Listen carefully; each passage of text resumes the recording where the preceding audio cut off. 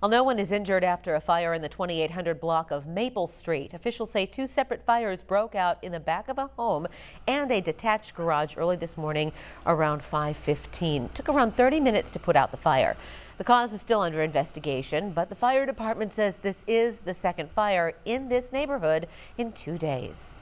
If a fire ever starts in your home, firefighters say there's a simple thing you can do to slow down the spread of the flames, giving you and your loved ones those life-saving moments to get to safety. Local 5's Mary Sugden joins us with what you need to know. That's right. Back in 2017, 4 people lost their lives during a fire in the apartment complex behind me here on Polk Boulevard in Des Moines. This morning, I spoke with the Des Moines Fire Marshal, who tells me on the floor where these flames were the most intense, survivors did one thing that greatly increased their chances of making it out alive. He says they kept the doors to and in their apartment closed. One of the things we saw was apartments that had their door closed were relatively untouched by fire damage.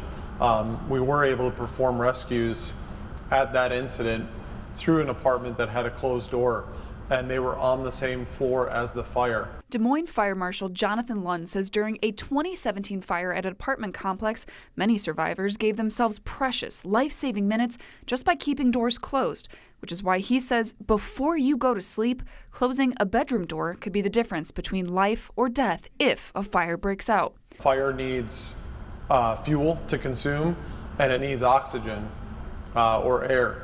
And if you can compartmentalize your house by closing doors, sleeping with your door closed, you limit the amount of fresh air that the fire has available to it. Just look at this video from the Underwriters Laboratory Fire Safety Research Institute. 2 bedrooms with identical size and layout are tested in a fire. The only difference, one has its door wide open, the other is shut. Once the fire is put out, firefighters reveal the damage. The room with the door closed looks relatively untouched, but the one with the door open, a different story altogether. So we've learned through our research that the time you have to get out of a home is greatly reduced to less than 3 minutes. So just remember, all you have to do is close before you doze. Doesn't cost them a thing, but if they can get that message out, change that behavior, we're going to see a lot less lives lost due to fire. Mary Sugden, Local 5 News, We Are Iowa.